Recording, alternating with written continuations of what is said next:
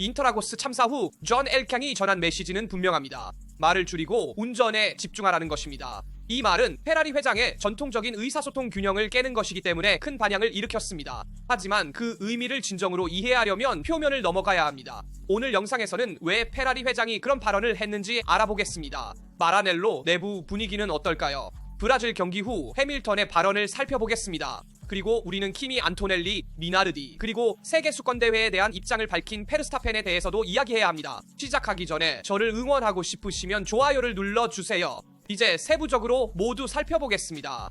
회장의 발언은 포뮬러1에서 더블 리타이어를 겪은 지 며칠 안 된 시점에 동시에 페라리가 웩에서 역사적인 더블 우승을 거둔 순간에 나왔습니다. 이때 490P가 드라이버와 컨스트럭터 타이틀을 획득했습니다. 그러나 전혀 겹치지 않는 두 세계 사이의 뚜렷한 대조입니다. 존 엘칸은 초보 경영자가 아닙니다. 그는 아놀리 변호사의 조카이며 여러 국제 홀딩스에서 최고 위치에 있는 인물입니다. 그는 모든 공개 발언의 가치와 그에 따른 결과를 잘 알고 있습니다. 그래서 샤를 르클레르와 루이스 해밀턴에게 보낸 메시지는 단순한 즉흥적 발언이라 신중하게 계산된 입장 표명입니다. 페라리 경영진은 프로젝트 데뷔 3년 만에 이룬 놀라운 성과인 내구 월드 챔피언십 성공을 축하하기 위해 바레인에 있었습니다. 그러나 포뮬러 1에서의 팀의 반대 성과는 두 프로그램 간의 격차를 더욱 분명하게 드러냈습니다. 엘칸은 499P의 성과를 축하하며 내부 통합이 큰 성과를 얻는 열쇠임을 강조했습니다. 올바르지만 부분적인 원칙입니다. 팀의 결속은 분명 중요하지만 현대 포뮬러 1에서는 충분하지 않습니다. 포뮬러 1의 기술적, 규제적, 경쟁적 도전은 외제 것과 동일시될 수 없습니다. 이들은 자원, 제약, 목표 측면에서 서로 다른 두 세계이며 동일선상에 놓는 것은 오해의 소지가 있는 단순화를 초래하고 모터스포츠 세계를 충분히 이해하지 못하는 것을 의미합니다. 주목할 점은 수신자 선택이 샤를 르클레르와 루이스 해밀턴이라는 것입니다. 첫 번째는 페라리가 자신의 기술 및 스포츠 프로젝트를 구축한 중심에 있는 드라이버입니다. 두 번째는 엘칸이 개인적으로 원한 상징적 구매를 나타냅니다. 스포츠적 힘과 이미지 가치를 결합해야 했던 움직임입니다. 하지만 오늘날의 결과는 기대와는 매우 다릅니다. 7회 세계 챔피언의 도착은 아직 기대했던 결과를 내지 못했으며 성과 및 의사소통 측면에서 최근 팀의 가장 큰 실패로 이어지고 말았습니다. 이 첫 해는 분명히 페라리에서의 베텔의 첫 해나 알론소의 첫 해보다 더 실패했지만 이 해밀턴의 도착은 엘칸 본인에 의해 찬사를 받았습니다. 물론 잘못은 루이스 해밀턴이 아니라 페라리의 기술적 프로젝트에 있습니다. 두 드라이버 모두 각기 다른 방식으로 불만을 표명했습니다. 르클레르는 기술 경쟁력 부족을, 해밀턴은 받은 약속과 프로젝트의 현실 간의 차이를 이유로 들었습니다. 경영 측면에서 엘칸은 프레데릭 바스에게 실력을 확인하며 그의 계약을 2025년 이후로 연장했습니다. 이는 2026년 급진적인 규제 변경을 대비한 페라리의 신중한 접근 방식과 일치하는 결정입니다. -25의 발전에 대해 정비사와 엔지니어들을 공개적으로 칭찬하는 회장의 발언은 현 기술 진영과 팀의 수장을 간접적으로 방어하는 것으로 해석될 수도 있습니다. 이는 바스가 구축한 구조가 오늘날 회장의 비전을 나타내며 따라서 지지되고 보호되어야 함을 다시 한번 강조하는 방식입니다. 바로 이 때문에 드라이버들에 대한 비판은 엘칸의 개인적인 주도보다는 스포츠 경영 내부에서 나온 메시지로 회장이 이를 수집하여 전파한 것으로 보입니다. 사실상 마라넬로의 지도부는 바스와 그의 팀의 작업을 보호하려 하며 일부 책임을 드라이버와 그들의 의사소통 방식에 암묵적으로 전가하려는 것 같습니다. 이는 기술적 신호보다는 정치적 신호입니다. 엘칸은 복잡한 몇 달 후에 스포츠 진영과 공개적으로 함께하며 정당성을 강화하려 하지만 페라리가 공개 대화와 외부 투명성을 희생하며 내부 결속을 또다시 추구하는 것이라는 의구심이 남아 있습니다. 엘칸의 이러한 발언은 매우 어려운 시즌 이후 추가적인 불안정을 초래하기 때문에 현재 페라리 상황에 적합하지 않습니다. 그리고 엘칸이 이러한 발언으로 바스의 프로젝트를 방어하려 하려고 한다면 제 생각에는 성공하지 못했습니다. 마라넬로의 상황을 악화시키고 모든 팬들이 내구 세계와 페라리의 웩 승리를 찬양할 준비가 되었기 때문입니다. 우리는 모든 곳에서 이를 보았습니다. 그러나 프로젝트가 잘못되었다면 비판하는 것이 당연합니다. 그리고 드라이버들이 포뮬러 1 프로젝트에 만족하지 않는다면 르클레르와 해밀턴 모두 의견을 표현하는 것이 옳습니다. 왜냐하면 그래야만 성장할 수 있기 때문입니다. 그들의 말하는 방식을 검열하는 것은 잘못된 일입니다. 성장하고 포뮬러 1에서도 승리를 되찾기 위해서는 대화가 필요하기 때문입니다. 하지만 외국 시장, 특히 엘촐칸 회장에 대해 반감을 가진 영국 언론이 어떻게 반응했는지도 알아보겠습니다. 영국 언론은 매우 강경한 어조로 반응했습니다. 데일리 메일은 페라리가 새로운 자해를 입었다고 말하며 팀을 배신과 뒤에서 칼질이 있는 환경으로 묘사했습니다. 타블로이드에 따르면 회장의 해밀턴에 대한 위선적인 비난은 혼란스럽고 모순된 내부 관리의 또 다른 사례라고 합니다. 영국 신문은 또한 해밀턴과 같은 수준의 드라이버를 미디어에서 제한하는 선택이 그들의 시장 운영 정신에 반한다고 강조합니다. 7회 세계 챔피언은 그의 트랙 실력뿐만 아니라 이미지와 소통 가치 때문에 마라넬로에 도착했습니다. 그러나 데일리 메일이 지적한 바와 같이 최근의 스포츠 성과와 미디어 제한은 페라리와의 협력을 점점 더 어렵게 만들 위험이 있습니다. 다른 영국 매체들도 이 문제를 다뤘고 그들의 기자들 간의 집단 토론이 있었습니다. 글렌 프리먼은 이미 본 영화에 대해 이야기하면서 페라리 경영진과 드라이버들 간의 역사적 긴장감을 언급하며 그것이 결코 잘 끝나지 않았다고 말했습니다. 조시 서틸이 덧붙였습니다. 내가 페라리의 회장이라면 마지막으로 할 일은 내 드라이버들, 특히 르클레르를 공개적으로 비판하는 것입니다. 내 최고의 자산을 잃을 위험이 있습니다. 전 엔지니어이자 기술 해설가인 게리 앤더슨은 내부 불만의 해결책은 드라이버들을 침묵시키는 것이 아니라 그들의 재능에 걸맞은 차를 제공하는 것이라고 강조했습니다. 패독에서 마라넬로 경영진의 커뮤니케이션 전략 오류라는 인식을 강조하는 명확한 말입니다. 잭 베니어는 모나코 선수와의 관계를 유지하는 것이 중요하다고 강조했습니다. 르클레르는 페라리에게 황금알을 낳는 거위이며 항상 충성을 보여왔습니다. 어떤 방식으로든 그를 화나게 하는 것을 피할 것입니다. 저는 이 말에 동의합니다. 왜냐하면 팀의 내부 작업을 방어하고 기술자들과 엔지니어들의 기여를 높이기 위해 만들어진 엘칸의 말이 미디어적으로는 반대의 효과를 불러일으켰기 때문입니다. 해밀턴이 포뮬러 1을 넘어선 참고 인물로 남아있는 영국에서는 그의 발언이 내부 불화의 신호로 읽히고 드라이버들에 대한 신뢰 부족으로 해석되었습니다. 해협 건너에서 열린 토론은 마라넬로에서 발언된 모든 말이 얼마나 세계적으로 반향을 일으키는지를 다시 한번 보여주며 현재 상황에서 페라리의 소통이 이미지 보호, 스포츠 성과 및 해밀턴과 르클레르 같은 두 카리스마 넘치는 인물 관리 사이에서 얼마나 미세한 균형을 유지하고 있는지를 보여줍니다. 그리고 루이스 해밀턴도 존 엘칸의 말에 응답했습니다. 함께 들어보겠습니다. 루이스 해밀턴은 페라리 회장 존 엘칸의 발언에 간접적이지만 명확하게 응답하기 위해 소셜미디어를 선택했습니다.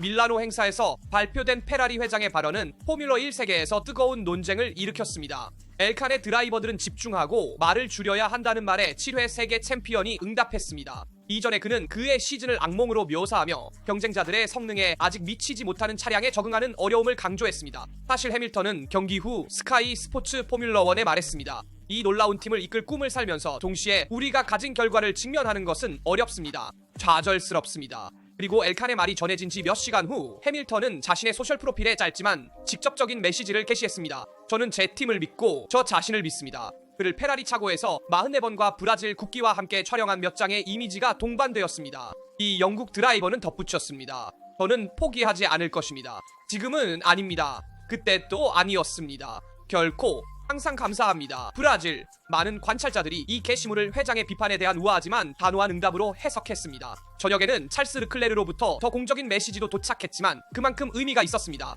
상파울루에서의 매우 힘든 주말이었습니다. 르클레르가 말했습니다. 시즌의 이렇게 중요한 시기에 거의 점수 없이 집으로 돌아가는 것은 실망스럽습니다. 앞으로 우리는 단결해야 합니다.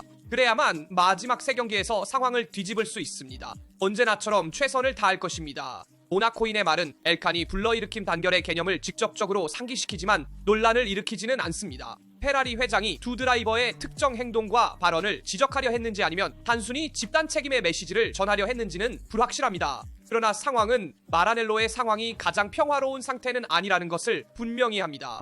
해밀턴과 팀의 관계는 아직 형성 중인 반면 르클레르는 2025년에도 그의 꾸준한 성과를 확인하며 SF-25의 최고의 해석자로 자리 잡았습니다. 엘칸의 발언은 또한 최근 3년 계약을 체결했지만 여전히 시즌에 기복이 있는 결과로 인해 압박을 받고 있는 프레데릭 파서의 관리에 있어 미묘한 시점에 나왔습니다. 결국 2007년 키미 라이코넨이 획득한 마지막 세계 타이틀 이후 18년 만에 페라리는 너무 오랫동안 결핍된 성공을 추구하고 있습니다. 엘칸과 바서는 2026년에 큰 규제 혁명을 대비해 팀을 재결집하려고 노력하고 있습니다. 하지만 이러한 사건들은 내부 분위기가 얼마나 불안정한지를 분명히 보여줍니다. 현재로서는 해밀턴과 르클레르가 대화와 외교의 길을 선택했지만 7회 세계 챔피언의 응답은 페라리 시즌이 트랙에서만 끝나지 않고 팀의 정치적 및 커뮤니케이션 관리 차원에서도 끝나지 않을 것임을 암시합니다. 사실 브라질 경기 후와 소셜미디어에 게시된 게시물에서 해밀턴의 비판이 있었음에도 불구하고 그는 여전히 팀의 미래에 대한 신뢰를 유지하고 있습니다. 또한 저는 포기하지 않을 것입니다라는 말도 중요한데 이는 40세이며 2007년부터 포뮬러 1을 뛰고 있는 7회 세계 챔피언이 새로운 기술 프로젝트에 대한 완전한 신뢰를 재확인하는 것이 중요하기 때문입니다. 그는 7회 세계 챔피언이기 때문에 은퇴해도 좋겠지만 대신 그는 페라리와 함께 승리하는 것을 중요시합니다.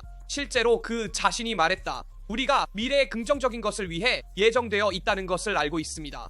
아마도 우리는 이번 시즌의 불운을 없애고 있는 중일 뿐이지만 포기하지 않을 것입니다. 이 어려움에서 뭔가 특별한 것이 탄생할 것이라고 믿어야 합니다. 하지만 자이안칼로 미나르디의 키미 안토넬리에 대한 말을 들어보세요. 정말 흥미롭습니다. 사실 인터라고스 주말의 주인공 중에는 의심할 여지 없이 키미 안토넬리가 돋보입니다. 이 젊은 이탈리아 재능은 맥스 버스태펜과 바퀴를 나란히 해야 하는 압박을 성숙하게 다루며 베테랑다운 통제력과 인식을 보여주었습니다. 미나디아에 따르면 안토넬리의 시험은 미래를 위한 중요한 신호를 나타냅니다. 사실 그는 이렇게 말했습니다. 키미는 경기를 읽는 놀라운 능력을 보여주었습니다. 버스태펜과의 직접적인 대결에서 그는 침착함을 유지하며 실수를 피하고 결단력 있게 방어했으며 동시에 존중을 잃지 않았습니다. 이는 이미 매우 성숙한 드라이버의 접근법이라고 전 페인사 팀 매니저는 설명했습니다. 젊은 볼로냐 출신에게 3번의 월드 챔피언과의 대결은 진정한 시험대가 되었습니다. 경험의 차이에도 불구하고 안토넬리는 전술적인 지혜로 그랑프리의 가장 섬세한 단계를 해석할 수 있었으며 한계를 넘지 않고 단독 자동차의 잠재력을 최대한 활용했습니다. 버스태펜은 피트레인에서 출발한 후 매우 높은 수준의 복귀를 해냈습니다.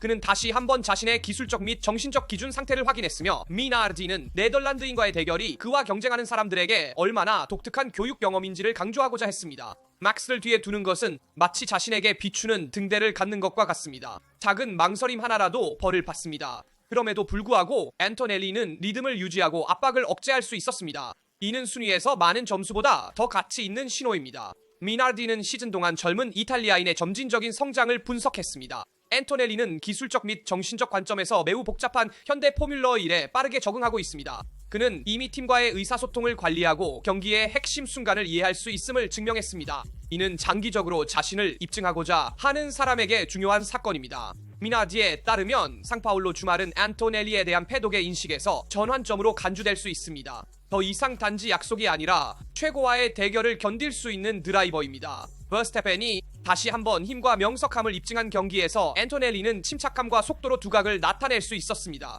이는 이탈리아 자동차 경주의 미래에 대한 기대를 남기는 성과라고 미나디는 결론지었습니다. 인터라고스의 시험은 젊은 볼로냐 재능이 이미 장기적으로 차이를 만들 수 있는 기술, 규율, 민감성의 조합을 가지고 있음을 확인했습니다. 큰 이름들이 지배한 주말에 안토넬리는 포뮬러 1에서 가장 중요한 품질로 무대를 장악했습니다. 성숙함, 그리고 이번 시즌 키미 안토넬리에서 가장 놀라운 점은 덜 아는 트랙에서 더 빠르고 더 아는 트랙에서는 덜 빠르다는 것입니다. 브라질에서는 버스태펜의 도착을 아주 잘 관리했지만 이번 주말 내내 뛰어난 리듬을 유지하며 스프린트 레이스와 경기에서 항상 2위를 차지했고 일요일에 더 나은 차로 온 맥스 버스태펜을 뒤로 물리치는 것은 쉽지 않았으며 키미가 매우 강력하다는 것을 입증했습니다. 우리는 이미 그가 명백한 재능을 가지고 있음을 알고 있었지만 포뮬러 1에서 필요한 성숙함과 인식을 보여주었습니다. 그리고 토토 월페프가 강조한 중요한 세부 사항은 키미가 더 많이 아는 트랙보다 덜 아는 트랙에서 더 빠르게 달린다는 점입니다. 메르세데스 팀 대표는 기대 관리에서 중요한 요소를 발견했습니다. 토토 월프는 주말 내내 강력했다고 말했습니다.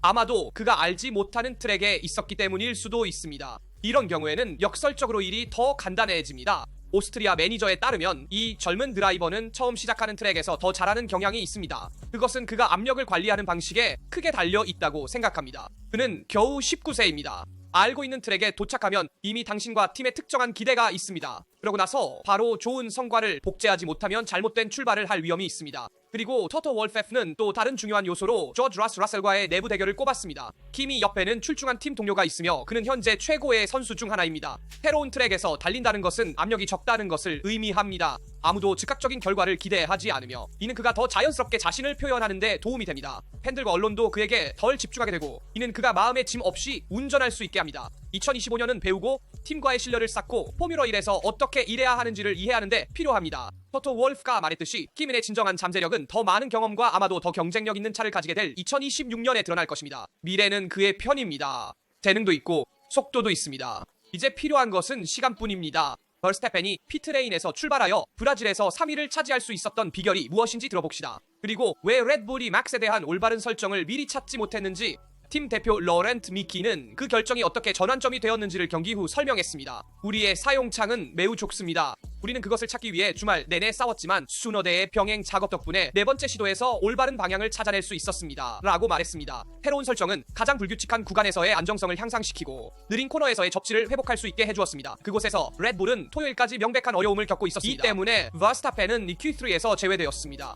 그리고 그 후로 4번의 월드 챔피언은 레이스 페이스를 이용해 빠르게 포지션을 상승시킬 수 있었으며 리듬과 타이어 관리를 통해 자신의 복귀를 굳혔습니다. 또 다른 결정적인 요소는 환경 조건의 변화였습니다.